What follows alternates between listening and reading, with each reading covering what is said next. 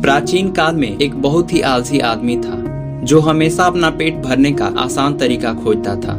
एक दिन जब वह खाने के लिए कुछ खोज रहा था तो उसे पास में ही एक फलों का बगीचा दिखाई दिया। उसने चारों ओर देखा लेकिन उसे फलों की रखवाली करने वाला कोई दिखाई नहीं दिया। इसीलिए उसने जल्दी से कुछ फल चुराने का फैसला किया।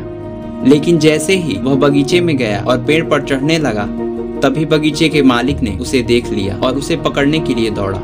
आलसी आदमी किसान को लाठी लिए अपनी ओर आता देख डर गया और झट से पास के जंगल की ओर भागा तथा छिपने के लिए जंगल के भीतर चला गया। जब वह जंगल के बीचों बीच पहुंचा तो वहां से गुजरते हुए उसने एक अद्भुत दृश्य देखा।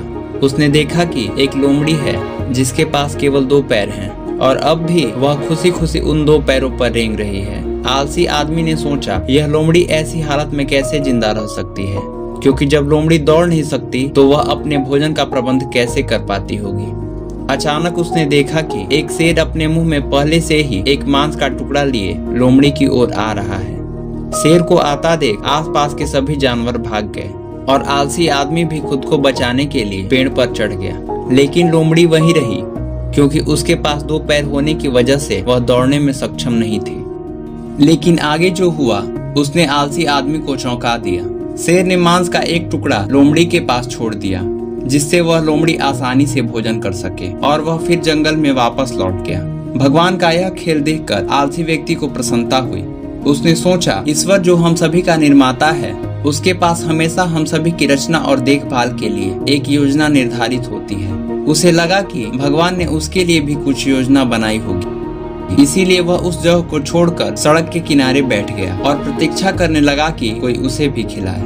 जैसे जैसे समय बीतता गया वह अपने भोजन की प्रतीक्षा में सड़क की ओर देखता रहा। उसने वहां 2 दिन तक बिना भोजन किए प्रतीक्षा की।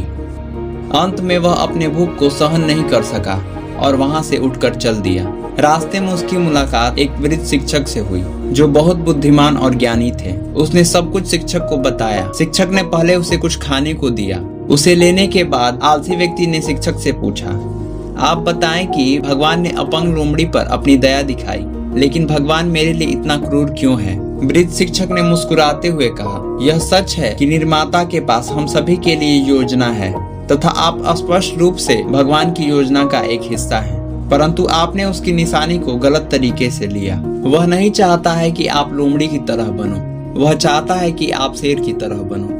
आलसी आदमी समझ गया और उसने अपनी आजीविका के लिए काम करना शुरू कर दिया, जिससे फिर कभी वह किसी दूसरे पर आश्रित नहीं हुआ।